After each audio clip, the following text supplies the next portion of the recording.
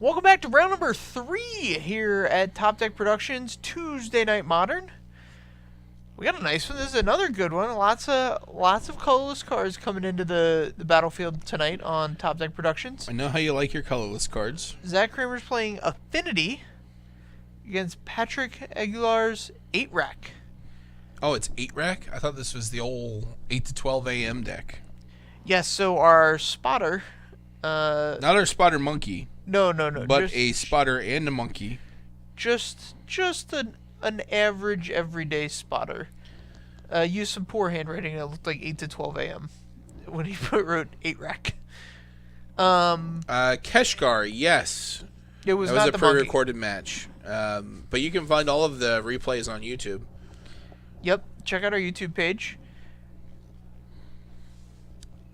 Yes, Big Bear. Nobody plays Lantern correctly is probably accurate. Yeah, I would put Sam Black on being the only person that can play Lantern well.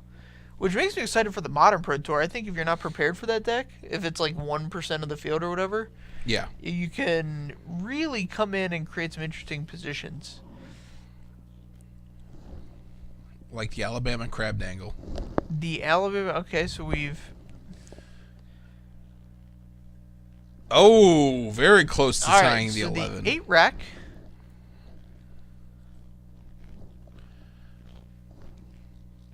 How many racks is too many?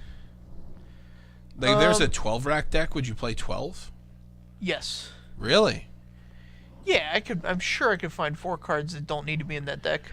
I mean, I could find 75, but... So the Affinity deck has the advantage here. It's got Vault Scourge, and that can be a big deal. The make or break. Also has a slight advantage because it, unlike this 8-rack deck, is a real deck. Yes, it's a cohesive deck that is very powerful. Although not the most powerful of draws here. That's okay. All right. He's got the turn 2 Affinity hand.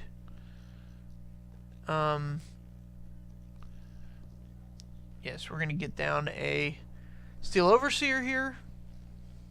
Yeah, Steel Overseer is going to be a big deal here. Patrick doesn't have a ton of targeted removal. And I believe the draw for Zach was a Vault Scourge. So if you can play that into an active Steel Overseer, that's a big, big deal. Yep, you can definitely do some damage. Still, this isn't the fastest of clocks Zach can put on. No, it absolutely is not. All right, here's a Thoughtseize. Man. Oh, I would have probably just taken the Vault Scourge here, right? Well, so both cards, all the cards create a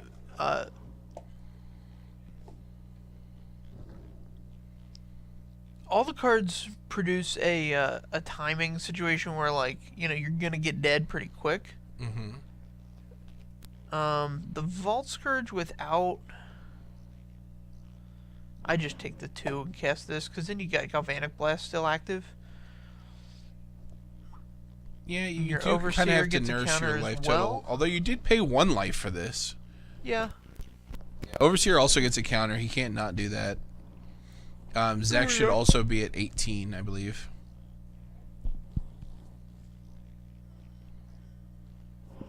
Yeah, so we're just not using those dice. So if we could just eliminate them. Yeah, it's okay.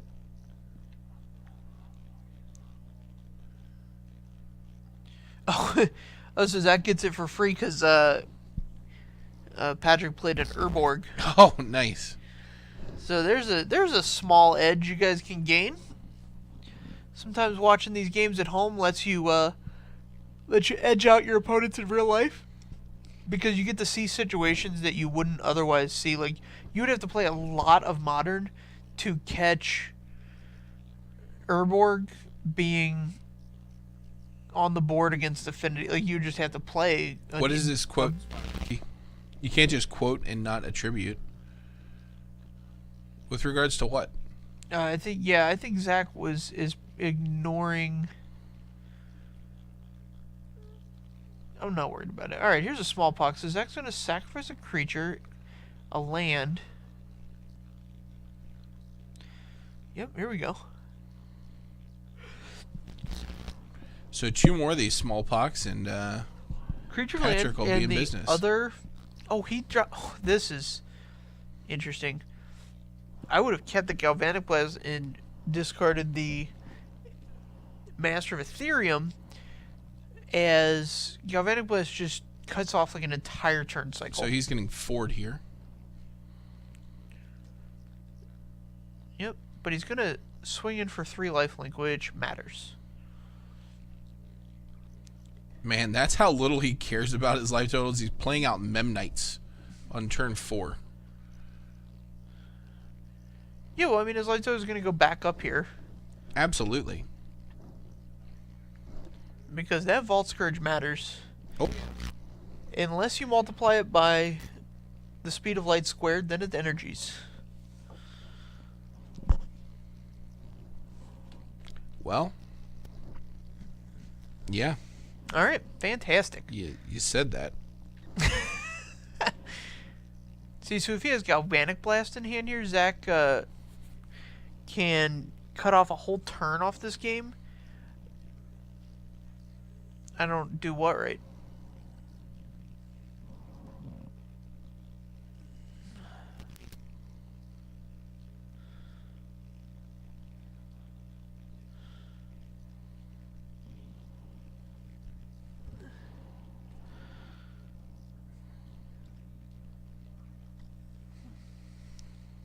All right, Patrick questioning His his own life choices. Yeah, so this 8-rate deck isn't the worst thing in the world. It's definitely the kind of deck that has good matchups and bad matchups, and it's the kind of deck where you want to play it on a specific weekend that you think it's going to be good. Okay, I mean, that's what Tom Ross did, won a whole SCG Open with it. sure. Because it was just like the choice that weekend. So here's 3, 7 total. Zach's gaining 4 back to 15.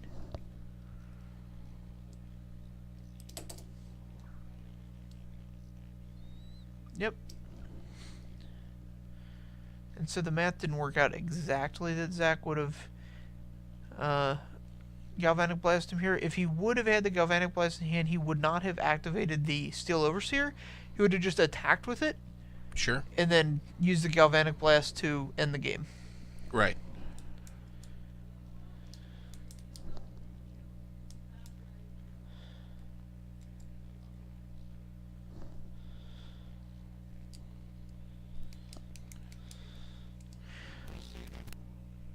So I'm not sure what the 8-rack deck is going to try and do here against this Affinity deck.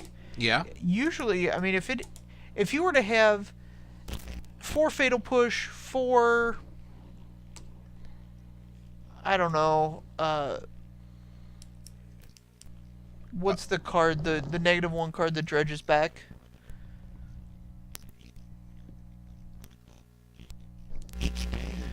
Dark Blast. Dark Blast, 4 Dark Blast. I could see him, like, you know, being able to stay in this game and brawl. Because once he has a couple things on the board, a couple racks or Shrieking Afflictions, as long as he can interact with the attacking creatures, Right. you're in good shape. But I don't see how he does that. Holy smokes! There we go. Yeah, we're having some mic issues. That's okay. going a little wild back here, but that's fine.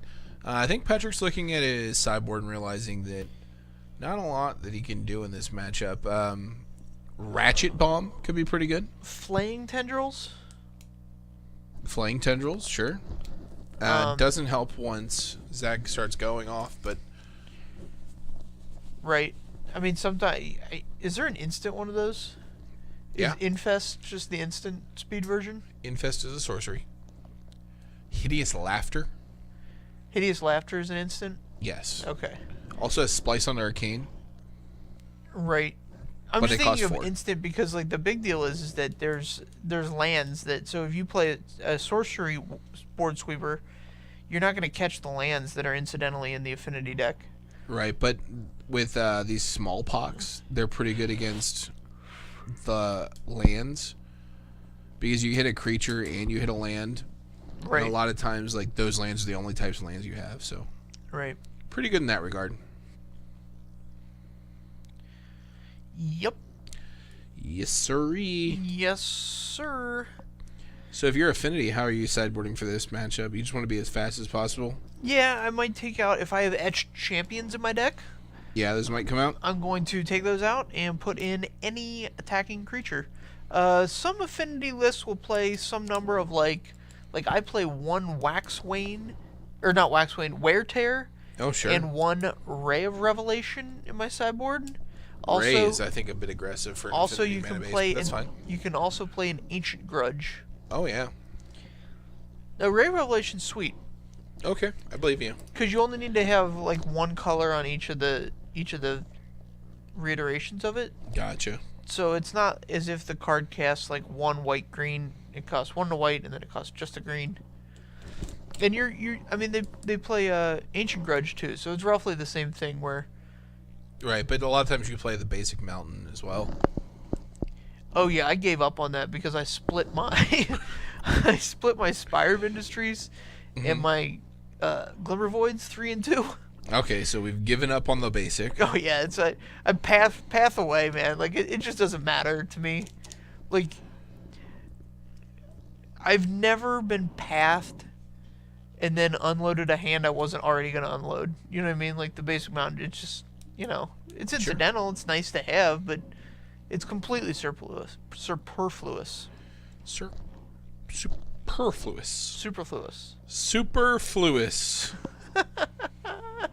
Oh boy. I agree. Oh, do you agree that just no basics, just path away? Yeah. Sometimes you play a basic just so you can do something, make them feel a little bit worse about their decision, but in all honesty, it doesn't matter. Oh, here's a good one. 2 Steel Overseers, 2 Cranial Platings, a Springleaf Drum, an Inkmoth Nexus, and a Mox Opal. What are you taking here? I would take the Springleaf Drum. Yeah? Because it then requires him to draw another land before the hand does anything. Yeah. And it takes him, even if he does draw another land next turn. Oh man, taking the plating. It takes him 2 turns before the hand really does something. So now he can Springleaf Drum Opal, and now next turn he just gets to go to town. He gets to cast 2 of these 2-drops. Whereas if he takes the Springleaf Drum last turn, he draws the land, plays the Opal, passes, and then he plays a land, plays a 2-drop, and he's still, you know, out of luck. Oh man, that's an Arcbound Ravager. Yeah, that's a good one to draw. I don't know if you guys saw that, but that is an Arcbound Ravager. So what Zach needs to do here is not... Okay, I would have put the Arcbound Ravager into play. Yeah, me too. But this is okay. If he's going to try and infect Patrick down to 17. Patrick's going shields down here, and it just looks like, yeah, he's going to get infected out of his gourd. I would have... Okay, so if he plays Arcbound Ravager here, before he acts... Okay, so we should tap Mox Opal and the new land to play Arcbound Ravager, then activate Steel Overseer to give everybody a +1/+1 counter, then tap the Mox... Or the Springleaf just trying to kill. And the Ravager. I'm just telling you, he's got more damage to be had this turn.